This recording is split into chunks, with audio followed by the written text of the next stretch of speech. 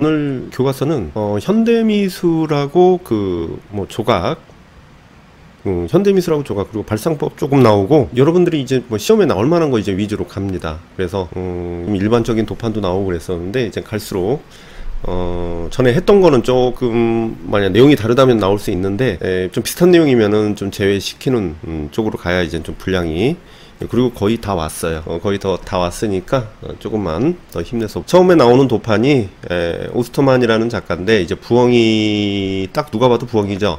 그래서 여기 이제 왼쪽에 있는 그림과 그 다음에 오른쪽에 있는 그림을 이제 같이 보면서 이야기할 건데, 딸이 그린 낙서, 여기 이제 왼쪽이 이제 딸이 그린 낙서죠. 그걸 보고서 이미지를 연상해서 수채화로 완성한 협동작품인데, 이제 딸과의 작품이라고 볼 수가 있겠죠. 오스터만은 그의 딸이 한 낙서의 이미지를 연상해가지고 그 위에 자신의 그림을 덧그리는 방식인데, 여기서 보면 이제 그림을 덧그리는 방식으로 접근을 하고요. 그 다음에 그는 아이의 낙서에 성인 작품에 수많은 영감을 제공한다고 주장을 해요. 그래서 자신의 딸이 클 때까지 계속해서 공동으로 작업을 할 것을 말하고 있다. 그래서 이제 공동 작업의 어떤 협업에 의한 작업이라고 볼 수가 있는데, 실제적으로 보시기에도 뭐 작품 자체가 부엉이라는 그 영감을 얻었다고 하니까 그런가 보다 하는데, 아무래도 이제 창의적인 부분들은 이제 아동들에 대한 어떤 인지적 특성에 기반해서 이 환경이나 이런 영향을 받아서 우리가 이제 일상의 어떤 일반 지식 체계가 갖추어지기 이전에 굉장히 그 창의적, 그러니까 창의성 중심 미술 교육에서 말하는 그런 창의성이 아이들의 어떤 순수한 그런 생각에서 우리가 기존에 알지 못했던 그런 형상들을 발현할 수 있다라는 개념이 들어갔겠죠, 아무래도. 그래서 그렇게 볼 수가 있고, 그 다음에 아무래도 이런 우리가 이제 흔히 보는 수도꼭지라든가 뭐 이런 것들의 발상을 통해 가지고 나온 것이겠죠. 그래서 보면 그랑이라는 작가인데, 하찮은 것들의 근사한 행진 이렇게 나오는데, 수도꼭지를 변형해 가지고 어디론가 달려가는 캐릭터로 표현을 합니다. 르그랑은 일상 속에 마주하는 생활용품, 그래서 일상에서 흔히 볼 수 있는 생활용품이겠죠. 그래서 작은 소품까지 자신만의 독특한 통에 재치 있는 작품으로 변신시키는 미술가인데, 그는 하찮은 것들의 근사한 행진이라는 그림책을 통해 가지고 가정에서 사용하는 공구, 주방용구, 가구 등을 새로운 시각으로 바라보고 재미있는 캐릭터로 탄생시키는데, 이것도 이제 일상적인 소재라고 볼 수가 있죠. 일상적인 소재를 가지고서 움직이는 캐릭터라든가 그런 어떤 이야기 소재로 사용될 수 있는 것을 얘기를 합니다. 그래서 되게 뭐 좀 아동화 같은 그런 이미지로 볼 수가 있겠죠. 그 다음에 브레인토밍이 나오네요. 자, 브레인토밍이 나오는데, 자 보시면 여러 사람이 모여 특정 주제에 대한 다양한 생각들을 비판 없이 쏟아내면서 독창적인 생각을 얻을 수 있다. 그래서 창의적인 생각을 얻을 수 있다라는 것이죠. 그래서 모두의 다양한 생각이 종이에 적는데, 글쎄요, 요거는 이제 뭐가 생략이 됐냐면, 발표를 하는 겁니다. 기본적으로 발표를 하는 건데, 발표를 한 것을 종이에 적는 건 사실이에요. 그래서 이제는 발표를 하고 종이에 적고 한 곳에 모은 다음에 분류를 하고 주제를 도출하는 겁니다.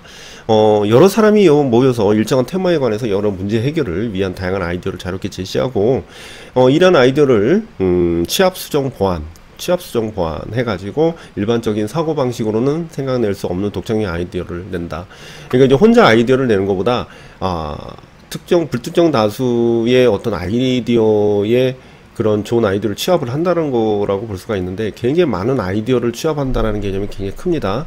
그래서 먼저 자유롭게 생각을 쏟아낸 다음에 그 다음에 그 아이디어를 일정 수준에 분류를 해가지고 더 정교한 아이디어를 얻을 수가 있는 거죠. 얘네들도 그냥 무조건 아이디어를 모으는 것이 아니라 얘네들이 아이디어를 모아서 그를 분류를 합니다. 결국은. 그래서 이 작업이 성공하기 위해서는 다른 사람의 아이디어를 비판하지 말고 자유분방한 아이디어를 환영을 하고 많은 아이디어를 내놓는 것이 최우선이겠죠. 그렇게 어려운 내용은 아니죠. 매번 했던 건데 이거 좀 상세하게 나와가지고. 그 다음에 PMI, 요런 개념은 뭐냐면, 이거 우리가 수업 때 했던 거란 말이죠. 수업 때 했던 거지만 교과서에도 이런 식으로 나오는구나, 이렇게 접근을 하면 됩니다. 그래서 좋은 점, 나쁜 점, 재밌는 점 뭐 이렇게 열거를 합니다. 그래서 요거 보시면은 자, 생각했던 아이디어를 긍정적으로 받아들일 수 있고 좋은 점을 더욱 강화시킬 수 있다. 그래서 장점을 강조를 한다고 보시면 되고, 그 다음에 좋다고만 생각했던 아이디어를 단점이나 약점을 생각해 볼 수 있고 개선 방향을 찾을 수가 있는 것이죠. 이게 장점은 살리고 단점은 개선 방향을 찾는 거죠. 그 다음에 인터레스트, 흥미, 그래서 재미있는 점, 그래서 새로운 아이디어를 떠올리게 힌트를 제공할 수 있고 중립적인 입장을 생각할 수가 있다. 자, 그렇게 해서 내용을 좀 보시면 금방 이해가 될 것 같습니다. 그렇죠? 자, 거스스도 뭐 우리가 했다고는 보지만 한번 더 볼게요. 여기 내용이 좀 좋게 나와서, 자, 작가는 의자를 찍은 사진이 있고요. 그 다음에 실제 의자가 있고요. 의자의 사전적 정의가 있습니다. 자, 우선은 뭐 여기다 잠깐 이 사람이 제시하고 있는 것은 여기 이제 사진이라는 것과 실제 의자와 그 다음에 사전적 의미입니다. 그리고 여기는 전시 공간이에요. 전시 공간에 이제는 들어간 건데, 얘네들이 원래 이제 작품으로 인해서 이제 들어간 거겠죠. 들어갔는데 이제 의미적인 요소가 굉장히 크죠. 그럼 이 사람이 강조하고 있는 건 뭐냐면, 자, 기표가 있고요, 기의가 있습니다. 그럼 쉽게 얘기하면 기표와 기의가 있는데, 여기서 중요하게 생각하는 것은 기표일까요, 기의일까요? 그렇죠, 기의죠. 그 누구도 대답을 하지 않았지만 기의라고 생각을 할 겁니다. 이에 해당되는 것은 결론만 얘기하면 사전적 의미가 돼요. 나머지는 이제 기표라는 개념이 될 수가 있는데, 그럼 이걸 왜 얘기하냐면, 이 빈 공간에다가 좀 써볼게요. 그 판서 화면이 어디 갔나 없었네. 자, 그러면은 미니멀 같은 경우는요. 자, 미니멀 같은 경우는 어때요? 기표냐 기의. 우리가 이제 미니멀이 주장하는 것은 물성입니다. 물성을, 그래서 입방체를 제시하게 되죠. 입방체인데 비개성적 입방체를 제시하게 됩니다. 그죠? 화살표로 이렇게 해야 맞죠? 비개성적인 입방체를 제시하게 돼요. 그러면 얘네들은 물성을 중시하기 때문에 그 대상에 대한 요소들, 그래서 물질성이라고 얘기해서 물질화. 그러면은 개념미술은 한마디로 얘기하면 문자, 언어로 환원됐다 얘기하죠. 자, 언어로 환원됐다라고 얘기하는데, 그것은 얘는 언어로 환원됐으면 결국 뭐가 돼요? 비물질화가 된 거예요. 그죠? 비물질화가 된 겁니다. 이렇게. 요게 중요합니다. 핵심은. 요게 핵심이에요. 요게 핵심입니다. 그러면 이 문장을 볼까요? 그걸 보고 이제 이해가 좀 편할 것 같은데. 그래서 의자의 사전적 정의를 이제 인쇄 글자를 나란히 배치하고, 그 중에 무엇이 진짜 의자인지 관객들에게 물음을 던지죠. 여기서 중요한 거는 무엇이 진짜 의자인지 물음을 던진다는 거예요. 그러면 이게 진짜 의자냐, 이게 진짜 의자냐, 이게 진짜 의자냐, 이제 그걸 얘기하는 거죠. 그러면 이게 진짜 의자가 이제 이 사람들이, 그러니까 개념 미술가들이 추구하는 거가 내용이 되겠죠. 그러니까 이제 뭐 실제 의자는 물리적인 부피와 실체를 가지고 있기 때문에 앉을 수는 있지만 의자가 꼭 그런 형태로 생겨야 한다는 법칙은 어디에도 존재하지 않다. 그래서 의자의 본질을 나타내지 못한다. 이게 무슨 뜻이에요? 자, 여기서 얘기하는 것이 무슨 뜻일까요? 이게 의자지만 의자가 이것만 있어요? 그쵸? 이것만 있는 게 아니에요. 동그란 의자도 있고, 그 다음에 개명 의자도 있고, 그 다음에 스툴. 그래서 이제 밑에 그냥 뭐 포장마차 같은 데서 앉을 수 있는 그런 조그만 등받이 없는 의자도 있고, 막 이렇게 누워서 이제 등받이가 아주 그냥 편안히 소파처럼 앉을 수 있는 의자도 있죠. 전부 의자라고 합니다. 근데 얘는 이 특정 의자를 대표할 수 있나요? 그럴 수는 없어요. 그래서 그걸 의자에 다니지 못해요. 자, 그런 의미에서 실제 의자를 촬영한 사진은 더더욱 의자의 본질에 멀어진다. 하지만 의자라는 사전적 정의는, 자, 그럼 이거 말고, 그러면 왜 그럴까? 자, 이 문장에서 실제 의자를 촬영한 사진은 더더욱 의자 본질에서 멀어진대요. 왜 그러죠? 실제 의자를 이걸 복제했기 때문에 그래요. 복제했기 때문에 더더욱 대상에 대한 본질에서 멀어집니다. 그죠? 그 다음에, 하지만 의자라는 사전적 정의는 절대 변하지 않는 진리이므로 가장 의자의 본질에 가깝게 된다. 그래서 이게 실제 의자에 가깝다. 요게. 그죠? 그 다음에 요런 삽도 놓고요. 자, 쿤스가 나오네요. 자, 쿤스는 현대 물질 사회의 가벼운 단면을 풍자한 작가죠. 그래서 풍선에 여기 풍선 인형을 소재로 해서 현대 물질의 사회의 가벼운 단면을 풍자했대요. 그래서 기치적 표현을 활용한 현대 팝 아트의 대표적인 미술가 쿤스는 그의 작품들을 천문학적인 액수에 팔리는 것으로 유명한데, 풍선계는 길쭉한 풍선을 꼬아 만든 강아지 인형 모양을 스테인리스 스틸로 거대하게 재현했다. 자, 여기서 보면은 이 풍선이라는 개념이죠. 이 풍선을 꼬아서 만든 강아지 인형이라는 개념인데, 이게 스테인리스 스틸로 거대하게 만든 겁니다. 이게 재료적인 측면에서 기존의 풍선의 개념을 받아들여서 표현을 했는데, 기존의 재료인 스테인리스 스틸의 거대한 어떤 중량감을 이겨냈다라는 것이죠. 그래서 풍선처럼 가볍게 표현을 했습니다. 그래서 이처럼 일상의 사소한 대상의 작품 소재로 가져오면서 사람들이 예술에 보다 쉽게 접근할 수 있는, 그런 면에서는 기존의 팝아트랑 공통점이 있죠. 그래서 동시에 예술은 무엇인가에 평론가 대중에게 물음을 던진다. 그 다음에 피카소가 나오네요. 피카소는 에스파냐 내전 당시에 전투기의 폭격으로 죽어가는 게르니카 마을을 가축과 사람을 소재로 해가지고 전쟁의 참혹함에 대해서 이야기한다. 이건 뭐냐? 기존의 어떤 역사적 사실의 내용을 기록적으로 표현을 했다는 겁니다. 피카소는 에스파뇰 태사형으로 프랑스에서 활동한 입체파학가인데요. 그는 초기 청색시대를 거쳐서 입체주의 미술 양식을 창조했고 20세기 최고의 거장이 됐죠. 게르니카는 에스파뇰 내전 당시에 프랑스군을 지원하던 독일 전투기가 게르니카의 마음을 폭격해가지고 민간인들을 학살했대요. 그럼 여기서 우리가 봐야 되는 건 뭐냐면 대상에 대한 상징성도 우리가 봐야 돼요. 얘네들은 상징성이 여기서는 뭐라고 하냐면 소재로 했잖아요. 전쟁을 소재로 참혹함에 대해서 얘기를 하고 있는데, 근데 이 표현 방법을 여기서는 포커스가 표현 방법입니다. 그래서 입체주의적 면분할과 독특한 화면 구성을 볼 수 있는데 평면적으로 표현을 했죠. 분해해서 재구성하는 그런 구성 요소가 우리가 입체주의, 분석적 입체주의 양식의 특성들이 보여지고 있습니다. 그래서 우리 그거를 얘기를 할 수 있어야 돼요. 그런데 이제 위에 있는 기록적인 어떤 전쟁에 대한 기록적인 상황 설명에 대한 어떤 기록성이 작품에 표현됐는데 이 고야 작품에서도 그런 게 보인다라는 겁니다. 그래서 1808년에 5월 3일 마드리드에서 에스파뇰 젊은이들이 독립을 위해 싸우다 프랑스 병사들에게 총살당하는 사건을 고발하기 위해서 그랬다. 그래서 이 작품에서도 사실은 보면은 우리가 이제 대비적 특징이 굉장히 많이 나타난다고 얘기를 했었습니다. 그래서 이 사실 상징성 같은 경우는 여기는 흰옷을 입은 사람이 이제 구원의 어떤 상징성이 있다고 하고, 그 다음에 요 부분에 지금 굉장히 디테일하게 그려진 성당이 나타나죠. 이 성당에서도 이제 구원의 상징성이 있다라는 겁니다. 요 두 개 다 구원의 상징성. 이 글씨가 왜 이렇게 크게 확대해서 구원의 상징성이 있어요. 그 다음에 이제 대비적인 표현이라고 할 수 있는 것은 뭐가 있느냐? 자, 대비적인 표현은 여기에 있는 지금 이제 인간적으로 우리가 공포에 떨고 있는 사람들의 어떤 상황 묘사 굉장히 적나라하게 표현돼 있고, 그 다음에 여기 있는 군인들은 굉장히 기계적으로 이렇게 표현돼 있다는 거예요. 자, 일렬로 이렇게 세워져 가지고 굉장히 그 냉정한 어떤 살인행위, 그러니까 사람들을 죽이기 위한 어떤 냉정함을 기계적인 표현으로 이렇게 정렬하고 있는 모습으로 표현을 하고 있고요. 굉장히 공포스러운 모습과 그 다음에 기계적인 표현의 대비적인 요소가 굉장히 강조되고 있다, 이렇게 볼 수가 있습니다. 자, 보테로도 사실은 나름 충분히 나올 수 있는 작가입니다. 그죠? 보테로.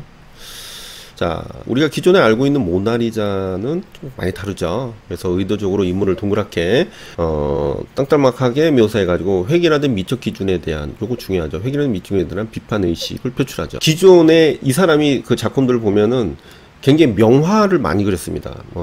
그래서 뭐 정무라도 그렇고 기존의 명화라고 하는 것들, 칭하는 것들을 전부 이런 식으로 동글동글하고 살찜을 있게, 그러니까 풍선처럼 이렇게 뚱뚱하게 그려요. 그래서 보테로의 작품에서 등장하는 인물의 하나같이 살찐 몸매로 표현돼요. 그건 왜? 다시 말하지만 획일화된 미적 기준에 대한 비판의식, 다시 말하면 풍자적인 요소가 있습니다. 특히 미술사를 대표하는 작품의 등장인물들을 살찐 형태로 재해석한 작품들을 실소를 머금게 하는데, 그러나 미술가는 이러한 표현 방법은 단순히 장난기가 아닌 사회 제도화된 규범과 억압에 대한 비판을 바탕으로 한다. 이것만 기억하시면 될 것 같아요. 왜 이렇게 뚱뚱하게 표현했냐, 이제 그거죠.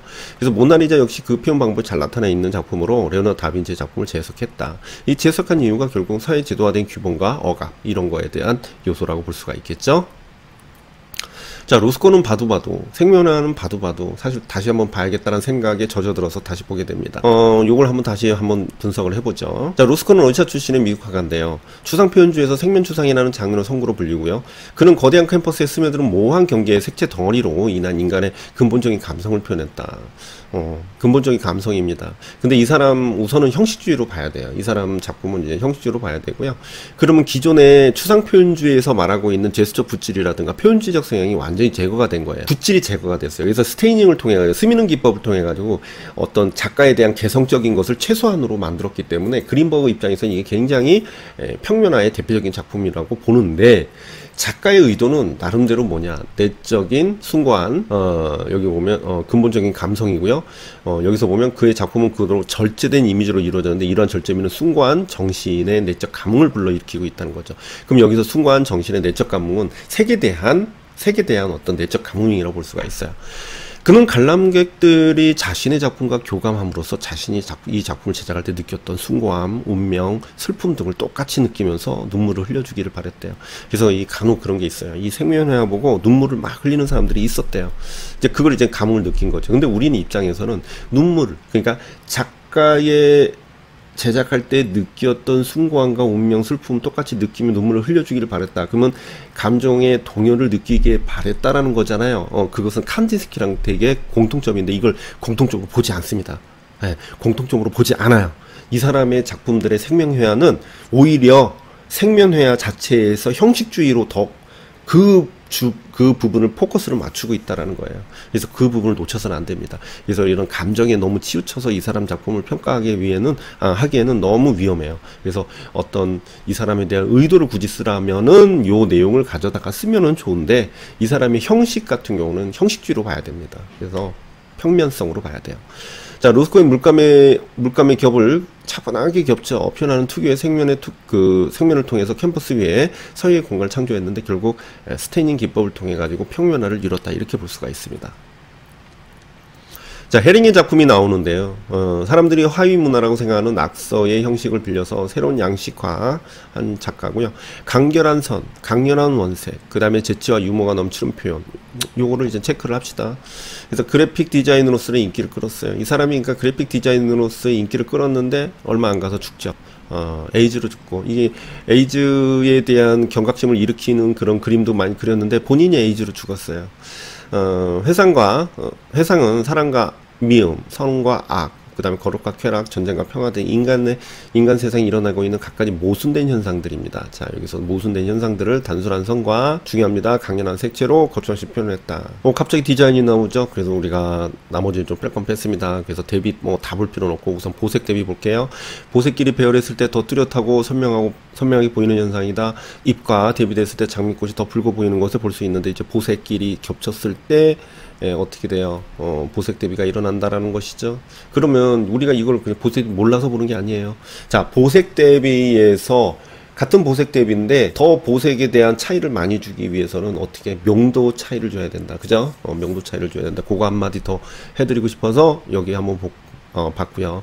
면적 대비 같은 경우는 같은 색이라도 면적에 따라 채도와 명도가 달라 보이는 현상인데 면적이 커지면 명도와 채도가 더 높아 보이고 작아지면 명도 채도가 낮아 보입니다. 그러면 이걸 모르는 사람이 없다. 다 안다. 그런데 우리가 이제 보통 이렇게 샘플링이라는 게 있죠. 그래서 이제 벽지라든가 이제 페인트를 칠할 때 샘플링은 더 면적이 작기 때문에 면적을 크게 칠한 것과 굉장히 차이가 크겠다라는 거죠. 그래서 샘플링은 그것을 어떻게 명도채가 더 높인다라는 거, 그거 다시 한번 기억하시고요. 그 다음에 한난 대비는 한난과 난색의 한색과 난색의 배색에서 한색은 더욱 차갑게 느껴지고 난색은 더욱 따뜻하게 느껴진다는 현상입니다. 아무래도 그렇겠죠. 그래서 난색인 빨간색과 한색인 파란색을 배색하면 빨간색은 더 따뜻하게 느껴지고 파란색은 더 차갑게 느껴진다. 한편 중성색인 보라색을 난색인 빨간색과 배색하면 따뜻하게, 또 한색인 파란색과 배색하면 차갑게 느껴진대요. 그래서 요거 잘 기억해 놓읍시다. 모방색 우리가 항상 하는 거니까 기본적으로 알고 있어야 됩니다. 그죠? 알고 있어야 돼요. 자, 명시성입니다. 멀리서 또 명확하게 보이는 색의 성질을 뜻하고요.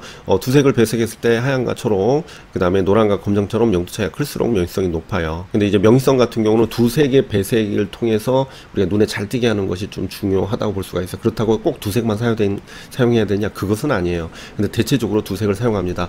근데 주목성은 주로 한 색을 주로 사용을 해서 눈에 잘 띄게 하는 것이죠. 그래서 색의 자극이 강해가지고 눈에 잘 띄는 성질입니다. 빨강색이나 노란색처럼 채도가 높은 색일수록 주목성이 높아요. 시험 문제 나왔었죠. 우리가 알고 있어야 됩니다. 자, 색의 진출과 후퇴, 같은 모양이 같은 크기라도 앞으로 튀어나와 보이는 것을 진출, 뒤로 들어가 보이는 것을 후퇴색이라고 하는데 대체로 명도 채도가 높고 따뜻한 색이 차가운 색보다 진출돼 보인다. 그죠? 이걸 서로 비교해 보니까 실제로 더 그래요. 자, 드가 작품인데요. 공연하고 잠깐 쉬는 무용술의 동작과 자세를 세심하게 관찰해서 그린 스케치인데요. 드가는 초기에 고전을 연구하면서 고전 방향을 따르는 그림을 그렸으나 이후에 파리의 근대적 생활을 주제로 그림을 그렸다. 인상파기 때문에요. 근대적 생활을 주제로 그렸습니다. 또한 정확한 소면 능력을 바탕으로 신선하고 화려한 그 색감이 넘치는 그림을 그렸는데 인상파기 때문에요. 화려한 색채감이 들어갑니다. 풍경은 거의 그리지 않고 인물을 움직일 때 순간 포즈를 섬세하게 묘사를 하고요. 새로운 각도의 부분적으로 부각해서 그리는 방법을 주로 사용했는데, 그렇죠. 요거는 요걸로 끝나면 안 되고요. 요 같은 경우는 그러니까 뭡니까? 인물이 움직일 때 순간적인 포즈. 그래서 얘네들은 그냥 묶어가지고 사진기의 영향과 그 다음에 우기요의 영향이다. 이렇게 볼 수가 있어요. 자, 인물화의 표현 요소, 사실 표현, 변형 표현, 단순 표현. 이렇게 구분할 수 있다. 클림트가 나오죠? 클림트 되게 유명한 작가인데 시험 문제는 거론되지 않았었습니다. 그래서 자, 꽃이 흩뿌려진 작은 초원 위에 키스를 하고 있는 두 여인의 모습을 황금빛 색채로 화려하게 표현을 했습니다. 오스트리아 현대화단을 대표하는 가장 혁신적인 화가로 꼽히는 클림트의 작품 키스는 연인의 열정적인 사랑을 표현한 겁니다. 연인의 열정적인 사랑. 금빛으로 화려하게 장식한 커다란 가운을 빛나게 표현을 했는데요. 이는 짧은 순간에 강렬한 감흥을 더해주는 요소로 작용하고요. 금박과 금색 물감을 자주 사용했던 1907년에서 8년의 황금 시기의 대표적인 작품이다. 그래서 절대적인 부와 물질의 가치의 상징성을 극대화했다. 아르누보의 어떤 특성을 보여주고 있습니다. 장식적인 특성이. 자, 이런 작품도 있었고요. 자, 마티스가 나오네요. 자, 마티스는 뭘 생각할까요? 세계 자율성 생각 들죠? 대상의 단순성. 자, 단순성과 그 다음에 딱 이거 적고 시작하면 쉽죠. 그 다음에 장식성. 이로 인해서 장식성이 등장을 하고요. 그것도 뭐 평면성. 네, 이 정도 시작하고 기법은 뭐 다 아시죠. 자, 데코파주의 이제 말년에 데코파주를 사용하고 지금 이 작품이랑은 좀 상관이 없지만 테이블에 놓인 유리 항아리 속에 빨간 물고기를 단순한 형태와 화려한 색채로 표현을 했는데, 자, 여기서 중요한 거는 이제 단순한 형태와 화려한 색채입니다. 물체에 있는 그대로 자세히 묘사하기보다는 단순화를 했다라는 것이죠. 그리고 화려한 원색적인 요소, 시원한 불질이 표현되는데 사물의 배치와 색감을 사용해서 통일과 변화가 안정적으로 나타나 전체적인 생동감이 느껴진대요. 그래서 그 부분은 마티스가 꾸준히 그림의 소재로 활용한 대상이다. 자, 오른쪽에 리텐슈타인도 있네요. 같은 정물한데 굉장히 많이 다르게 표현됐죠. 밝은 원색과 단순한 형태는 똑같네. 강한 윤곽선, 그것도 똑같네. 만화 느낌의 정물을 표현했습니다. 자, 탁자 위에 있는 대상을 원근법을 지키지 않고 기하학적인 형태로 표현을 했죠. 만화 특유의 밝은 원색과 그 다음에 단순한 형태, 날렵한 윤곽선으로 독특한 정물 표현을 했다. 리텐슈타인 같은 경우는 이 진부한 어떤 만화적인 소재로 그림을 그렸는데, 이런 이제 정물화도 표현을 했습니다. 이 만화적인 밴데이 망점을 통해 가지고 표현을 했죠.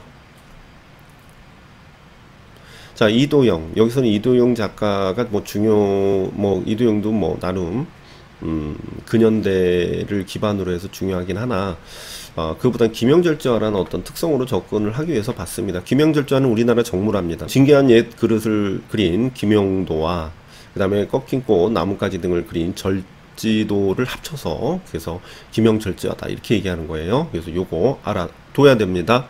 자, 그릇, 꽃, 과일, 화초 또는 뭉구류 등을 그리는 소재의 상징적 의미를 담고 있습니다. 이도영은 산수와 영모와 이것저것 잘 그렸는데 특히 김영절제의 당대에 호평을 받았습니다. 그래서 이 작품은 복숭아 꽃가지가 이제 꽂힌 총동기와 괴석, 국화 등의 무게의 균형을 이루고 또한 다채로운 색과 음영법을 사용을 했다. 그러네요. 잘 그렸습니다. 여기서 이제 오윤 작가도 우리가 이제 상당히 교과서에 참 많이 나오는데요. 천녀. 우선은 기법은 다색 목판합니다. 방식은 다색 목판으로 했고요. 사람들이 냇가에 고기를 잡고 음식을 하는 모습을 시원하고 간결한 손으로 사용을 했고 생동감 있게 표현을 했고요.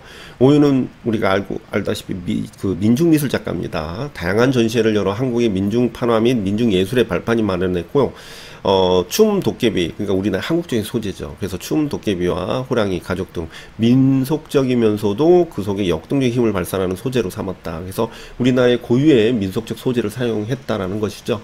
그는 가족과 이웃 등의 일상생활의 동반자들을 친근하게 표현했고, 동시에 산업화 과정에서 힘겨운 삶을 살아야 했던 노동자들의 고통도 역시나 표현을 했습니다. 그는 인간의 역동적인 움직임을 복잡하지 않고 단순하고 명쾌하게 표현한 작가로 평가받는데, 1984년에 제작한 목판화 천녀분 여름날 냇가에서 물고기를 잡는 사람들의 모습을 해학적으로 표현을 했는데, 간결하면서도 힘있는 손으로 목판의 특유의 조형적인 효과를 보여주고 있대요. 그러니까 이 사람이 결국은 민중미술이라고 볼 수 있는 것은 그때 당시의 사회적인 부조리라든가 노동자의 그런 힘든 삶을 주제로 표현을 했다라는 겁니다. 그런데 그 부분이 굉장히 뭐랄까요, 한 번도 거론된 적이 없어요. 그래서 나오게 되면 오윤 작가도 나올 수 있다라는 겁니다. 그래서 우리가 이제 전통적인 이제 떡 하는데 여기다 넣어가지고 이제 떡살 하는 건데, 그건 나왔는데 이제 볼록 목 하나 나오고 공파 하나 나와 있고 집 하나도 나와 있고요. 콜라그래프도 나왔네요. 이렇게 보면 되고. 자, 피카소 작품이 나왔는데요.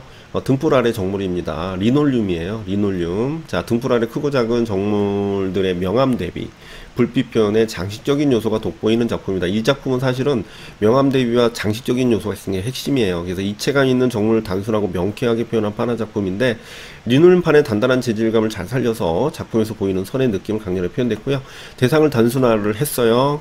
등불의 느낌은 있고요. 등불 아래 정물들은 명암 대비의 불빛의 표현이 돋보이죠. 그래서 전체적으로 안정돼 보이는 삼각형 구도로, 그 다음에 미로가 나오는데요. 자, 미로 갈라테아 이 작품의 애칭 에쿼틴트를 사용했습니다. 굉장히 환상적인 묘사로 알려진 작가죠. 판을 부지시켜서 제작한 작품인데, 곤충과 동물의 그 이미지를 유기적으로 표현했습니다. 섞어서 표현했다는 거야. 그래서 미로는 에스파냐의 화가이고 조각가 도예가인데, 야수주의와 입체주의 그리고 초현실주의 영향을 받았습니다. 그래서 짙고 밝은 색채 그리고 추상적인 형태가 특징이에요. 갈라테아는 그 카탈로니아 지방에서 볼 수 있는 자연의 곤충과 작은 동물의 모습을 담고자 했고요. 선명한 색, 아까 했죠. 새 이미지를 기호화해 가지고 표현을 했다는 거죠. 그 기호적 특성도 있습니다, 작품에. 자, 황규백은 뭐 예전에 한번 기출에 나왔어요. 그래서 메존 틴트라는 개념으로 나왔으니까 그냥 한번 보시면 되고. 자, 드라이 포인트 제작 과정 나오네. 드라이 포인트 찍을 밑그림 연필로 스케치하고, 그 다음에 밑그림 위에 투명 아크릴판을 올리고, 니들로 이미지를 새기고, 새긴 이미지에 파나 잉크를 바르고, 홈커버에 불필요한 잉크를 닦는다. 우리가 이제 드라이 포인트는 뭡니까? 이 아크릴판에 주로 많이 하죠. 아크릴판에 동판화도 하는데, 이제 아크릴판에 하면 얘는 어떻게 저런 기계 팔 수는 팔긴 조금 파이는데, 얘네들은 해칭 기법을 주로 합니다. 그래서 해칭으로 겹침을 많이 하게 되면 어떻게 될까요? 어둡게 나오겠죠. 그래서 그렇게 하다 보면 이 버 같은 것도 생기고, 그래서 프레스를 이용해서 파나지에 찍는다. 나무니까 같은 말린 자연물을 파나 잉크를 바르고, 그 다음에 잉크를 바른 자연물 구도로 생각해가지고 종이에 배치해서 찍어서 완성한다. 이게 그러니까 자연물을 같이 겸해서 같이 찍는 방식이죠. 자, 그 다음에 무어 작품이죠. 자, 무어는 비스듬히 누워있는 사람인데 완만하고 부드러운 곡선. 이 사람 작품은 사실은 굉장히 곡선적인 형태입니다. 인체적인 형태의 유기적인 요소의 생명성을 강조를 하죠. 그래서 단순화를 했고요. 영국의 조각가 무어는 돌과 나무의 주재료, 자연의 재료를 주로 사용합니다. 재료 자체의 특성입니다. 자료의 특성을 살리고요. 여러 재료들에 관해 활발한 소통을 중시하고요. 그동안의 그 재현 표현 방식과 달리 그는 고대와 원시 조각에 느낄 수 있는 생명력을 중시를 했다라는 것이 중요하죠, 이 사람은. 그래서 추상 조각의 가능성을 열어줬고요. 주로 어머니와 아이, 그 다음에 기댄 인물을 소재로 했고요. 유럽의 전통 조각의 거부감을 느낀 무어는 원시 미술을 탐구를 해가지고 조각과 원초적인 형태, 그래서 이 사람의 그 이론적인 내용은 생기론이라고 하죠. 생기론 형태를 발견했고, 그다음 뼈와 조각 껍데기 같은 자연물에서 영감을 얻기도 하죠. 자, 생팔이 나오네요. 생팔도 알고 가야 돼요. 생팔도 알고 가야 되고, 생팔은 프랑스 여류 조각가고요. 이 사람 작품 같은 경우는 사실은 페미니즘에도 들어가요. 순탄치 못한 유년 시절 자신의 아픔을 예술로 승화시킨 사람들에게 이름이 알려졌고요. 가장 널리 알려진 것은 나나 시리즈죠. 그래서 밝게 채색된 조각상들이 메시 없이 뚱뚱하게 표현된 모습, 그것도 기존에 대한 어떤 미의 기준을 비판하는 것이기 때문에 굉장히 뚱뚱하게 표현했지만, 나는 굉장히 행복하다 라고 하면서 춤을 추는 그런, 뭐 백인, 흑인, 뭐 황인종 이런 식으로 해서 표현을 했죠. 내면에 활기차 보이지만 내면에 인간의 약점이나 두려움, 불확실성에 대한 역설적인 상상을 하게 됐죠. 그래서 농구 선수는 여러 재료를 사용해가지고 마이클 조던의 슬럼덩크하는 모습을 표현했는데, 화려한 색채를 사용해가지고 활기찬 모습을 재치있게 표현했대요. 조소의 재료 나오네요. 가소성이 있어서 모양을 만들고 질감을 표현하는데 쉽지만 건조 과정에서 건조한데 갈라지거나 깨지기가 보존이 어려워요. 돌은 단단하고 내구성 있는 재료로 깎고 다듬을 수 있는데 구멍을 뚫거나 광택을 낼 수도 있어요. 근데 재직한 형태의 영구적으로 보존할 수가 있어요. 참 단점이 별로 없는, 그러니까 물론 다루기가 좀 쉽지 않다라는 게 단점일 수는 있는데 단점이 거의 없어요. 나무는 깎거나 다듬어서 구멍을 내거나 광택을 낼 수 있는데 나뭇결의 색감, 따뜻한 느낌의 고유한 특성은 있습니다. 그래서 작업하기가 쉬운 반면에 불과 열에 약해요. 영구적인 보존이 좀 어려워요. 속고는 흙으로 상태에서 만들고 틀 안에 속고를 부어서 붙여 만드는데 반영구적으로 이제 보존이 가능하지만 충격이 있으면 깨지죠. 예. 청동은 인류가 처음 사용한 금속으로 주조하기 쉽다는 장점이 있습니다. 예로부터 미술품과 동상의 재료로 많이 쓰였고요. 합성수지, 실리콘, 환조작품 만드는 과정, 이거는 뭐 그냥 보면 되죠. 자, 테라코타. 테라코타는 흙으로 작품을 완성을 한다. 그 다음에 작품 적당히 농도의 속고액을 붓는다. 그러니까 부조작품 만드는 거네요. 작품을 적당한 농도의 속고액을 붓고, 그 다음에 흙을 제거하고 속고액 웽틀을 만들고 이제 말리죠. 속고 외형틀에 일정한 두께의 흙을 눌러 작품 원형을 만들게 되죠. 그래서 작품의 원형의 틀을 분리하고, 그래서 작품의 원형을 이제 그늘에 완전히 말린 뒤에 전기 가만히 놓고 700도씨에 소송한다. 아까 얘기한 게 이제 원형을 만들죠. 이 부조잖아. 측면에서 보면 부조판을 이제 얼굴, 턱, 이게 얼굴이야. 눈 여기 있고, 코 있고. 이렇게 부조 만들었으면 촬영으로 만들잖아요. 그럼 아까 뭐라 그랬어요? 적당한 농도의 속고액을 붓는 거죠. 이제 여기다가 속고액을 이렇게 붓는 거예요. 속고액을 붓고. 그래서 뭐라 그래? 외형틀을 말리는 거죠. 이렇게 해서 말리는 거야. 그러면 이게 속고는 이제 요게 되겠죠. 이게 속고는 요게 되겠죠. 이렇게 해서 형태가 남는 거죠. 그 다음에 요걸 떼는 거죠. 이렇게 되죠. 그러면 이렇게 여기가 비겠지? 이렇게 비면은 어떻게 돼요? 여기다가 이제는 틀이 만들어졌으니까 여기다 찰흙을 붙이는 거야. 이렇게 형태대로 이제 찰흙을 붙입니다. 자, 이렇게 찰흙을 붙이고 떼내면은 어떻게 돼요? 여기 속고에서 물을 흡수하기 때문에 약간 이게 틀어집니다. 그래서 잘 떨어져요, 사실은. 이렇게 해가지고 굳혀가지고 어떻게 구우면은 테라코타가 되는 거죠. 이 부조가 이런 식으로 만들어진다는 거죠. 곰니. 자, 곰니는 자신의 몸을 나부로 주형을 뜬 조각으로 유명한데, 신체가 주변 환경과 맺는 관계를 탐구하고 인간의 필연성과 영적인 의식을 주제로 하는데, 노출은 선의 느낌이 강한 그 막대를 이용해서 공간속에 거대한 조형물을 만들죠. 자, 쿤스가 또 나오네요. 미국의 대표적인 현대미술가인 쿤스는 포스트모던의 키치 황제라고 불리는데, 대중문화와 일상생활에서 볼 수 있는 대상을 기술자에게 의뢰해서 거대한 크기로 확대시킨 작품을 선보입니다. 그래서 플레이도우는 알루미늄의 재료이지만 마치 거대한 고무차륵 같은 느낌을 표현을 했네요. 이 사람 작품 비슷해요. 자, 프리드먼. 수천 개의 이쑤시개로 이제 별의 모습을 표현한 겁니다. 얘네들도 이게 이쑤시개가 있나? 어쨌든 미국의 출신 프리드먼은 이쑤시개, 공업적 판지, 스파게티, 풍선껌, 머리카락, 비누가루 같은 일상적인 재료를 사용해가지고 이상하지만 묘한 아름다움을 자아내는, 이상하지만 아름답대요. 자, 상상력이 넘치는 그의 작품은 유머나 비하를 담아 작품의 무게감을 실어준다. 그래서 무제는 현실에 존재하지 않는 기묘한 물체처럼 보이지만 실은 수천 개의 이쑤시개를 정교하게 붙여 별 모양으로 광채를 표현한 작품이다. 요거는 이런 식으로 이제 물컵에다가 종이컵 물을 담아서 이런 식으로 표현한 거죠. 벨로라는 작가인데요. 빗물 모자이크 퍼포먼스입니다. 퍼포먼스예요. 캐나다 출신의 작가 벨로가 세계의 물의 날을 맞이해가지고 수질 오염과 물 부족 등의 처한 위기를 알리고자 종이컵에 빗물을 모아서 모자이크 작품을 했대요. 빗물의 식물성 염료를 색을 다르게 해가지고, 그쵸? 이게 색을 다르게 해가지고 이렇게 표현을 했네요. 물의 실제 오염도를 내어서 이것도 중요해요. 실제 오염도를 나타내는 거, 거대한 태아의 형상을 보이도록 했죠. 여기까지입니다. 42. 이것저것 뭐 좀 설명하다 보니까 좀 길어졌네요. 자, 42분이니까 편집 좀 줄이고 하면은 한 38분 뭐 이렇게 될 수도 있겠네요. 자, 그래서 오늘도 알차게 보냈습니다. 자, 요거 이제 끝나고 제가 이제 올리기 전에 제가 운동을 잠깐 나가서 운동을 1시간만 하고, 데드리프트와 벤치프레스, 오늘은 스쿼트하고, 오늘 하체하는 날입니다. 하체하는 날이라 하체 좀 하고 올게요. 하고 저기 유튜브에 올리겠습니다. 그래서 바로 지금 문 닫기 전에 가서 바로 하고, 여러분들이 지금 가만히 있어보자. 며칠 남았지? 굳이 뭐 말할 필요 없는 내용인데 뭐 굳이 확인까지. 94일 남았어요. 네. 아주 많이 남은 거야. 그러니까 내가 이 얘기하는 이유는 지금 긴장을 하면 안 돼요. 긴장하지 말고, 다만 긴장해서 어설프게 잠줄인다고 이러지 말고 컨디션 유지 되게 중요합니다. 그래서 컨디션 유지 잘 하시고 7시간은 자야 돼요. 뭐 쓸데없이 자기 일 아니라고 뭐 4시간 자야 된다느니 그런 말도 안 되는 소리를 들어서는 안 됩니다. 그리고 어떤 애가 뭐 4시간 잠수했다? 걔는 그만한 이유가 있었겠지. 그만한 이유가 있거나 아니면 그렇게 꼭 해야만 하는 상황이 있거나, 뭐 따라할 걸 따라해야지. 그죠? 이 수면이 충분치 않으면 낮 시간이 굉장히 멍한 상태로 가게 되면 이도저도 아니에요. 그러니까 못해도 6시간에서 7시간 자야 됩니다. 그리고 깨어있는 시간을 최대한 활용하세요. 딴 거 하지 말고. 그러면 돼. 그러니까, 특히 이제 뭐 지금 직장 나오시는 분들은 잘하고 있어요. 대부분 잘하고 있고, 뭔가 좀 잘못되면 바로바로 피드백이 해드릴 수 있는 상황이기 때문에 좀 덜 걱정되고, 인강생 분들 중에서도 첨삭 보내신 분들은 제법 합니다. 그래서, 뭐 크게 걱정은 안 해요.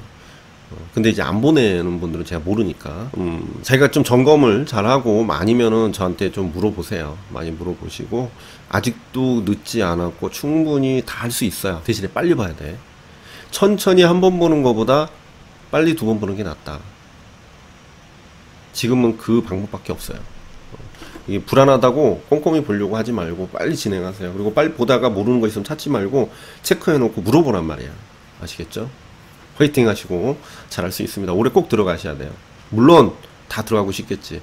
그래서 괜히 여태까지 해온 방식만 이렇게 변화 주지 말고, 많이 변화를 줘야 된다면 뭔가 잘못됐다면 줘야 되는데 괜히 뭐 어디서 뭐 듣고 이렇게 하지 마세요. 꼭 합격할 수 있으니까 믿고 남은 기간 열심히 합시다. 자, 그래서 오늘은 여기까지 하겠습니다. 이 교과서 뭐 중요하니까 꼭 다시 한번 확인하고 꼭 그렇게 봤으면 좋겠어요. 자, 그래서 다음 주에도 이 시간에 다시 올리는 걸로 하겠습니다. 감사합니다.